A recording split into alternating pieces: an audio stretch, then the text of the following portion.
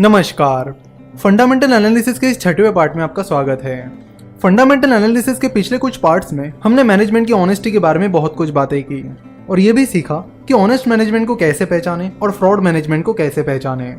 लेकिन management analysis सिर्फ honesty के बारे में नहीं है।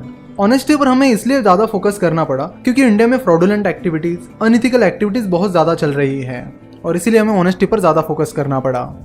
पर मैनेजमेंट एनालिसिस सिर्फ ऑनेस्टी के बारे में नहीं है, उसमें कुछ और भी फैक्टर्स हैं जिनके बारे में आज हम बात करने वाले हैं। हमने देखा कि कंपनी का मैनेजमेंट ऑनेस्ट होना चाहिए, लेकिन सिर्फ ऑनेस्ट होने से भी काम नहीं चलेगा, क्योंकि अगर कंपनी का मैनेजमेंट ऑनेस्ट है पर इनइफेक्टिव है तो उसका कोई मतलब नहीं है। ऑनेस्टी के साथ ही मैनेजमेंट इफेक्टिव और इफिशिएंट भी होना चाहिए।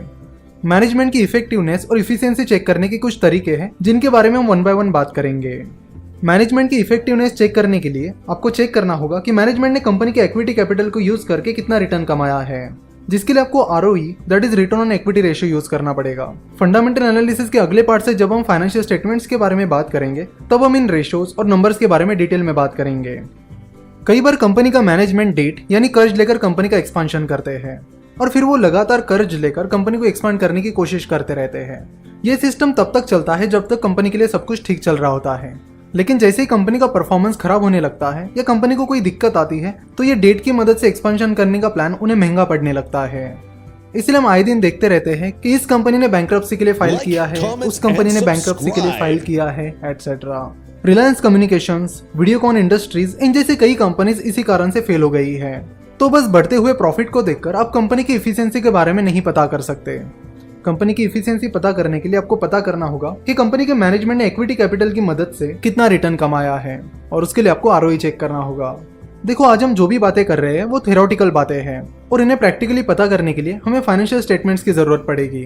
तो आज हम जिन चीजों के बारे में बात कर रहे हैं उन सारी चीजों को हम आगे चलकर प्रैक्टिकली एक्सप्लेन करेंगे।